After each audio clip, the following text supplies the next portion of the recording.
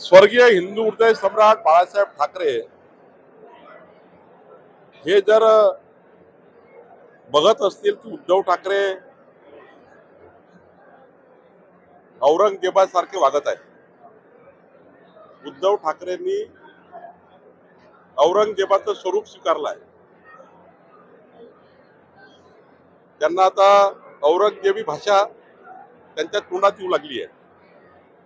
काय बरोबरी करू शकता तुम्ही उद्धव ठाकरे अमित भाईची? ज्या अमित भाईनी मोदीच्या नेतृत्वामध्ये काँग्रेसचा कलंक 370 कलम या देशामध्ये हटवून एक मोठं राष्ट्रीय कार्य केलं, काश्मीर ते कन्याकुमारी एकसंघ करण्याचं काम, आणि जे हिंदू हृदय सम्राट बाळासाहेब ठाकरेंचं स्वप्न पूर्ण केलं, हिंदू हृदय सम्राट बाळासाहेब ठाकरेंचं स्वप्न पूर्ण करण्याचं काम मोदींच्या नेतृत्वामध्ये अमित भाईंनी केलं आहे। लोह पुरुष अमित भाई, त्याबद्दल तुम्ही असे बोलताय? राजकारणाकरता तुम्ही एवढी खालची पातळी गाठली आहे, आणि त्यामुळं औरंगजेबी विचाराचे उद्धव ठाकरे तुम्हाला आता जनता धडा शिकवेल। नीच पद्धतीचं बोलणे, नीच पद्धतीचे वक्तव्य करणे, कधी देवेंद्रजी बद्दल, कधी अमित भाई बद्दल, की महाराष्ट्राची जनता खपून देणार नाही।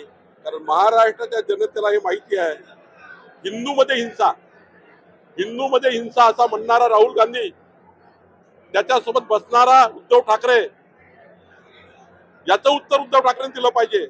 हिंदूला हिंसा म्हटली आहे आणि ते आता म्हणतात आहे, ते अमित भाईवर टीका करताय। जनता तुम्हाला खराच जाब विचारल्याशिवाय राहणार नाही।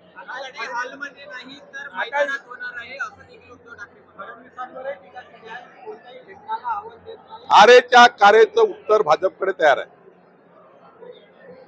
आरेचं कार्य उत्तर भाजपकडे तयार आहे।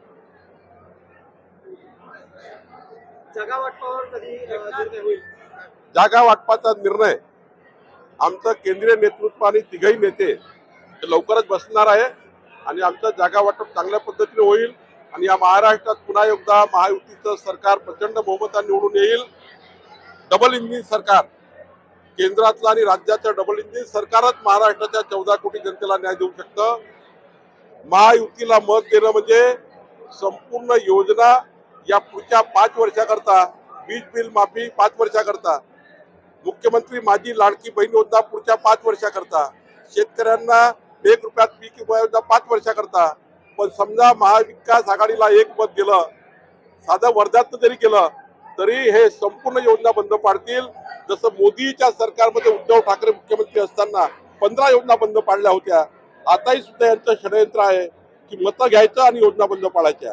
पण मला विश्वास आहे महायुतीचा जागा वाटप होईल, प्रचंड ताकदीने होईल, महाराष्ट्रात महायुती होईल, आणि 14 कोटी जनतेकरता डबल इंजिन सरकार काम करेल। तरुण आणि महिलांना संदेश आहे का? तरुण आणि महिलांना संदेश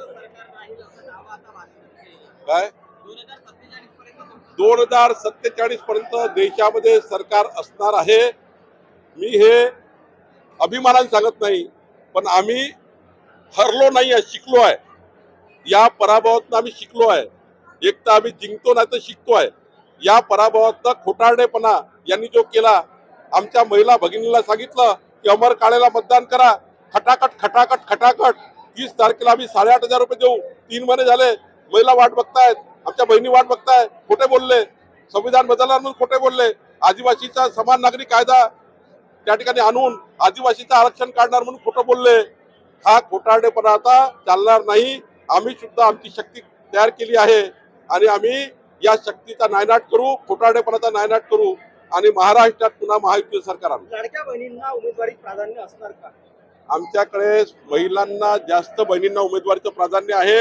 आताही आमच्याकडे जास्त महिला भगिनी आमदार आहेत, आणि भाजपाचा नेहमीच महिला भगिनींना मोदीजींनी 33% महिला आरक्षणाचा नारा दिला आहे, आणि पुढच्या 2029 मध्ये 33% होणारच आहे, पण त्यापूर्वी सुद्धा महिलांना प्राधान्य असणार आहे।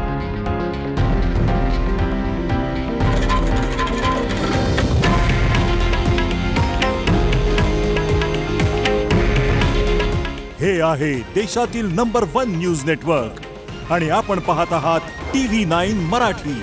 काळजी तुमची, हित महाराष्ट्राचं।